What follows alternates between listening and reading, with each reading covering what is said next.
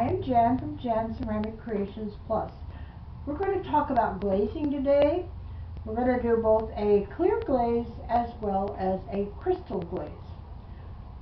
We start with a piece that is, this one has artwork on one side of it, which is where we're going to put a clear glaze on. And I am first going to take and wipe it down with just a damp cloth.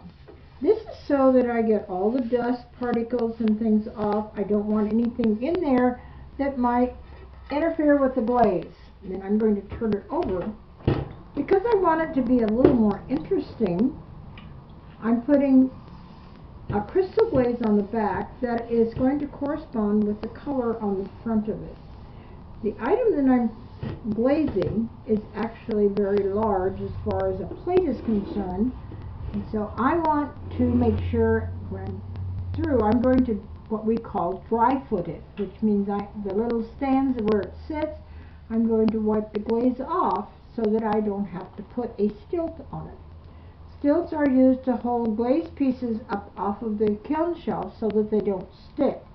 But if I put one on this, there is a possibility that it will, in firing, crack down the middle, and I don't want that to happen. I don't want to go to all this work and then have it destroyed. So I've wiped it down.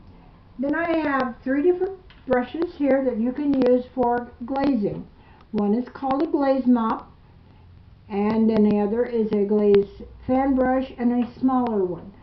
You want a brush that is soft and will hold a lot of product. You don't want one that is real stiff, because that will just pick up what is underneath it. So, and it requires several coats.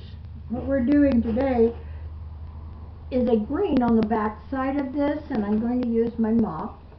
I'm going to do just like I tell everybody in class, make sure you clean your brush before you start.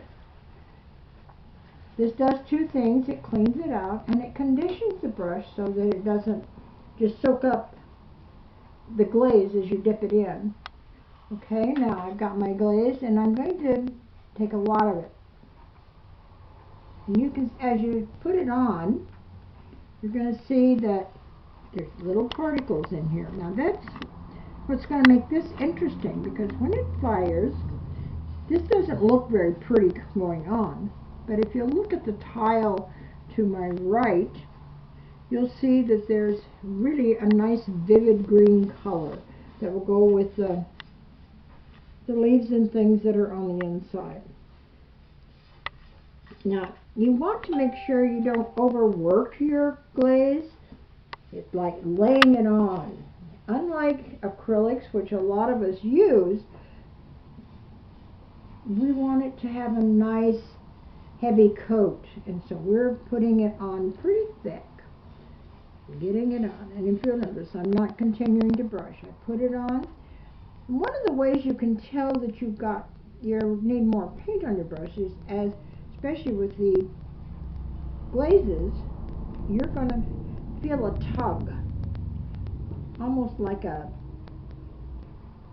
tug on your shirt, tug on your sleeves. And when you feel that, that's when you have to go and dip in your jar and get more glaze. Now, there's only small particles on here now. When I get the last coat, I will dip down into the very bottom and I will get out all the crystals, which are varying colors. If you'll look, you'll see that there are 2 different colors. This is wet, which is darker, and this on the outside edge is dry, so that it turns light, and that's when I can put a second coat on. With glazes, colored glazes especially, you want to put at least 3 coats. If you don't put the 3 coats, there's not enough color pigment to give it a real bright, vibrant finish to it. And you want to just keep going and keep putting glaze on all the way around. If you are doing something that is smaller and doesn't dry as quickly, you can always use a fan, which is what we have here if we have to use it.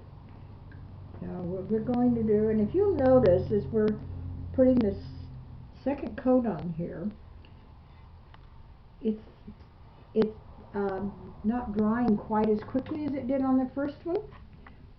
So we're going to get this second coat on. And while this is drying, I'm going to wipe the bottom off so I can turn it over.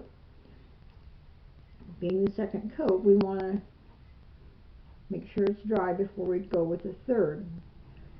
Sometimes if you don't let it dry thoroughly, especially with color, and you go back to putting on another coat, you pick up or you take away some of the glaze and you will have light spots. So I'm going to turn it over while I'm letting this dry. If I wanted to speed up the drying time, I would actually turn my fan on. I want to make sure when I turn my fan on that I don't turn it on and have it going over the top of my glaze itself, the glaze jar, because if you do that, you'll end up drying your glaze jar out. Now I'm just going to go around and dry foot this. I'm going to take off the glaze that I've kind of sloppily put on here, but that's okay because I can come back and you can see the whiteness coming through. That's so that I can set this right directly on my kiln shelf before I fire it.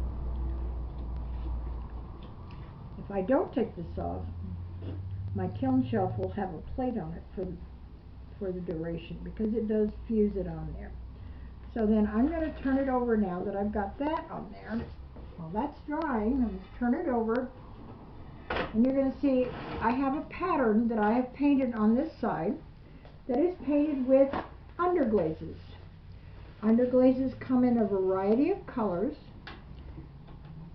and they can be blended, and you can paint them right onto the surface of the bisqueware. But what you have to do is you have to come back and you have to put a clear coat on. Please don't panic. This clear coat is green. Now when you put this clear coat on there,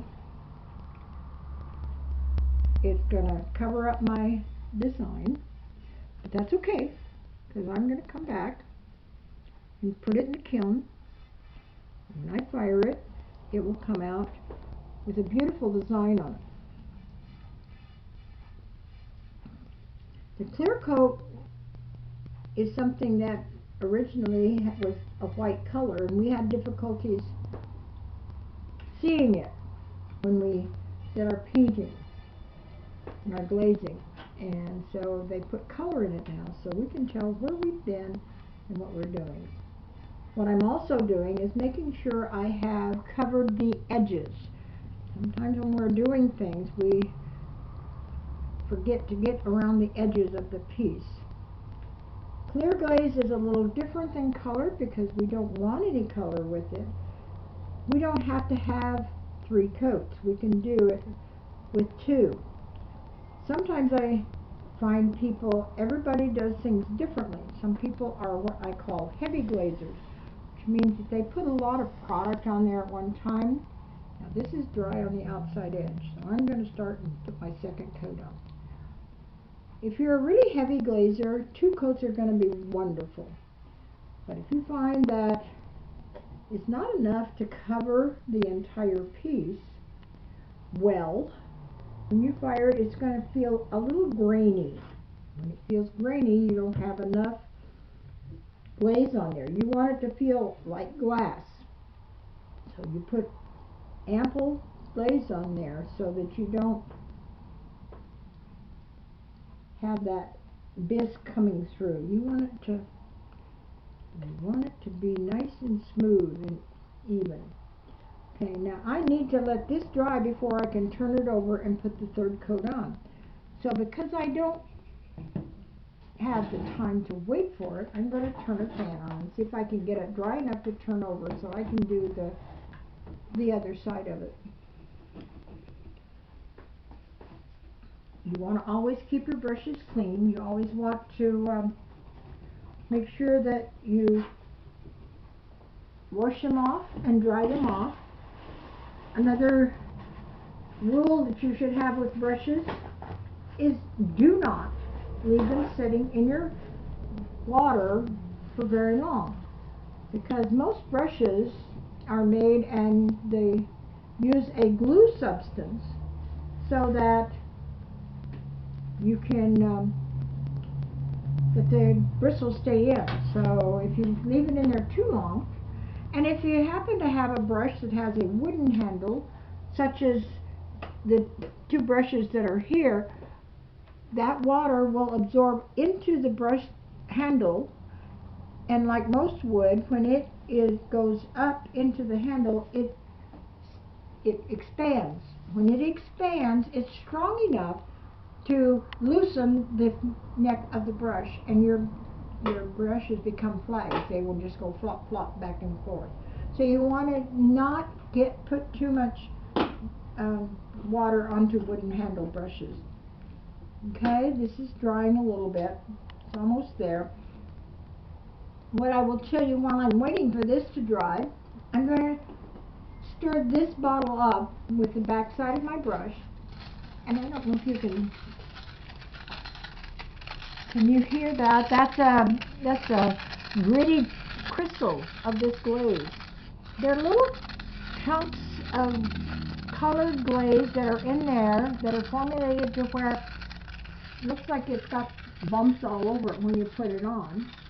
But when you fire it, they are like any other glaze. They melt and they fuse into it so that you have a real nice coloration. I will guarantee if you do crystal glazes, you can try your hardest, but if you put it on two pieces, the two pieces are going to look different because they fire differently. They don't exactly come out with the crystals in the same place. Okay, my rim is dry enough now. I'm going to turn this back over. My backside should be clean enough now. Now you'll see I have a couple of places where there's some clear glaze on here. I'm not going to worry about that because clear glaze itself is not going to affect the color. Now I've got my crystals all stirred up, and each time I dip in and you'll see there's lots and lots of crystals. I want that because I want lots and lots of color on the bottom. If you're doing crystals on a surface that is vertical, you want to make sure you, what we call, back them up so that they're up away from the bottom of your piece, because they travel and you will have them and make little spots on there that are not very pretty. So you want to put it all over it, and as you can see, there's lots of crystals in here because I'm in the bottom of my jar, and it takes, for this size plate, it has taken probably a jar this size of crystals and a jar this size of clear to do the glazing. You want to make sure you have enough glaze product in order to complete the project. You don't want to get halfway through and have to go to your local ceramic shop or wherever and get more glaze, because sometimes they don't always have what you need. So this is just about covered. There we go. Got it all covered now. It's all ready to go. When this is all dry, and I mean thoroughly dry, you don't want to put it in your kiln wet.